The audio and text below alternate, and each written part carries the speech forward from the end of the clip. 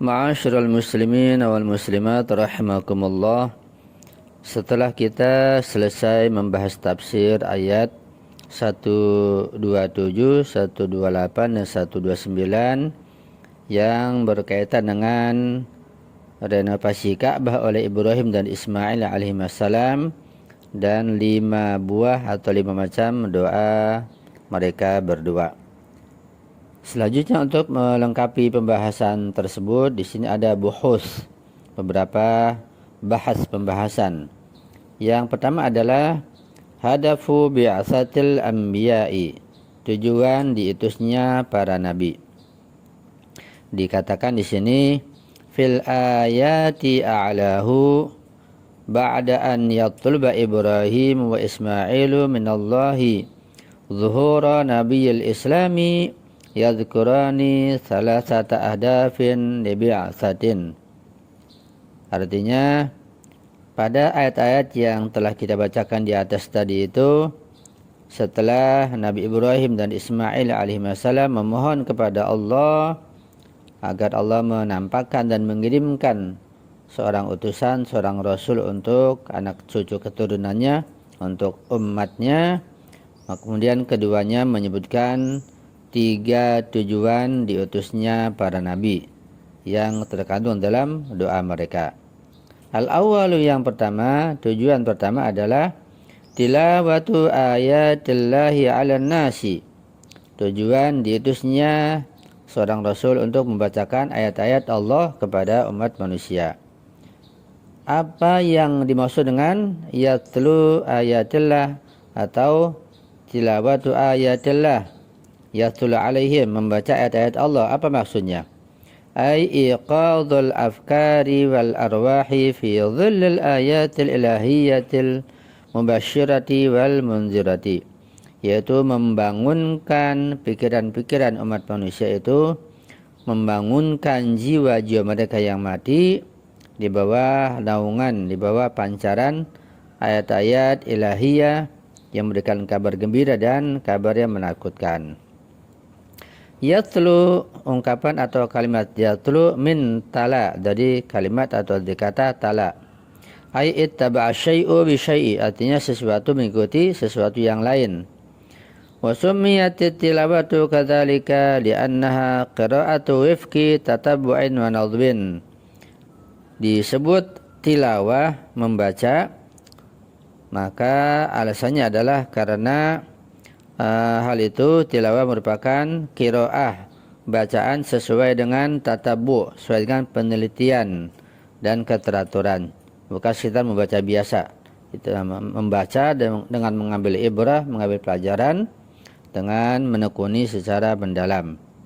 Wahia muqaddimatun lil yaqadhah wal i'dadi wa ta'limi wa tarbiyati.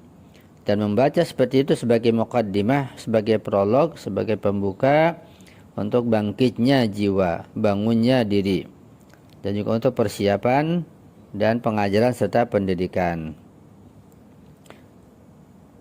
Asani, yang kedua adalah ta'limul kitab wal hikmah, yaitu memohon agar Rasul tersebut diutus mengajarkan kitab dan hikmah. Wala tatahaqqaqu tarbiyatu illa bitta'limi.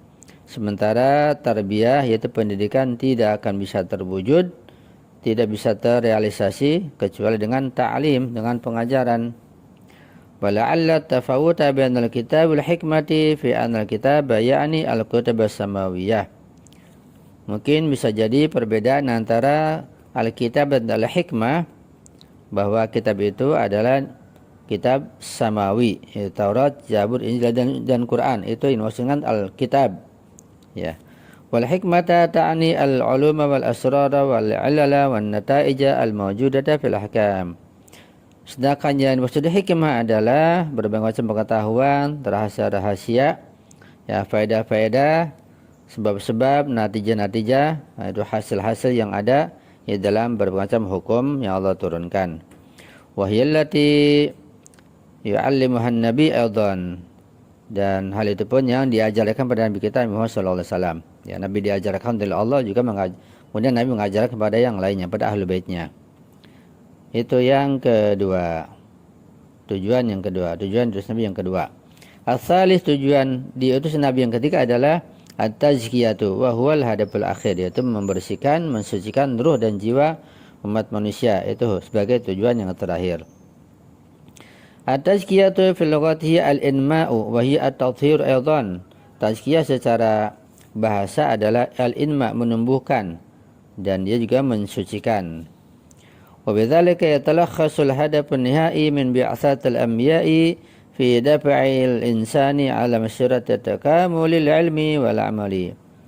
Dengan demikian maka menjadi dapat dipahami secara ringkas bahwa tujuan akhir daripada diutusnya para nabi adalah untuk mendorong dan mengajak manusia menuju pada kesempurnaan yang menuju pada kesempurnaan baik dari sisi ilmiah maupun dari sisi amali, yaitu praktis. Itu tujuan diutusnya para nabi. Yang kedua, yaitu bahsun yang kedua, al-bahs tsani adalah halit ta'alimu muqaddamun amit tarbiyah. Apakah yang didahulukan itu ta'alim, pengajaran, ataukah tarbiyah? Mana lebih dulu? Fi arba'ati mawadhi'a dzakara al-Qur'anu masalah tarbiyah wa ta'alimi bi'atibarihima hadaful anbiya.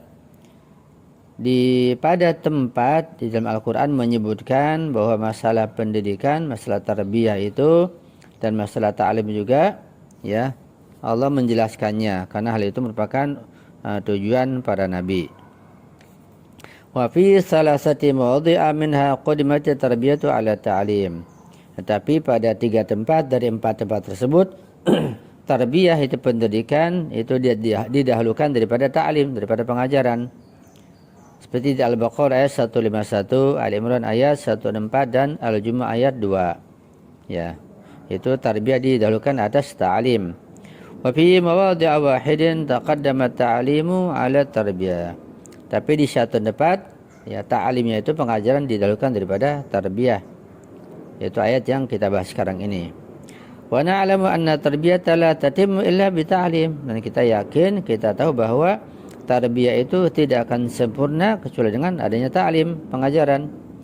Lidzalika hina yataqaddamu ta'limu 'ala tarbiyati fil ayati fa innama dzalika bayanun litasalsulil mantiqit tabi'i lahuma.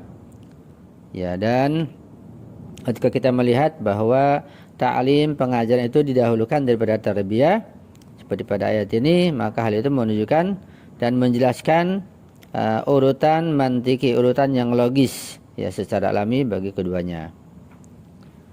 Wa fil mawadhi' allati taqaddamat fiha tarbiyatu faqad yakunu dzalika isyaratan ila annaha al-hadaf. Dan pada tempat di mana tarbiyah didahulukan di tempat itu, maka ini menunjukkan ada sebagai penjelasan dan isyarat bahwa itulah tujuan yang sebenarnya, yaitu tujuan yang sebenarnya adalah at-tarbiyah, pendidikan. Li'annal hadaful asli huwa at-tarbiyah, karena tujuan asli adalah tarbiyah, pendidikan. Wa ma 'adaha muqaddimatun laha, dan selain tarbiyah sebagai muqaddimah bagi tarbiyah.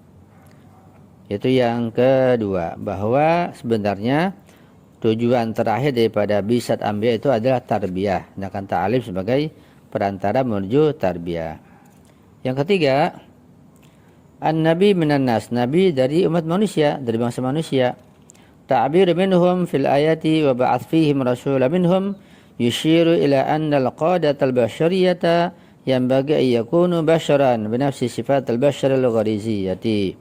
Artinya bahwa ungkapan wa ba'ath fihim itu, dan ada ungkapan rasulan minhum, itu menjelaskan bahwa pemimpin, seorang pemimpin, ya, seorang yang menjadi tauladan itu seperti seorang nabi, itu harus dari bangsa manusia dengan sifat-sifat kemanusiaannya, yang bisa sakit, ya, ke pasar, makan, minum, tidur dan lain sebagainya, akan sebagai menjadi contoh.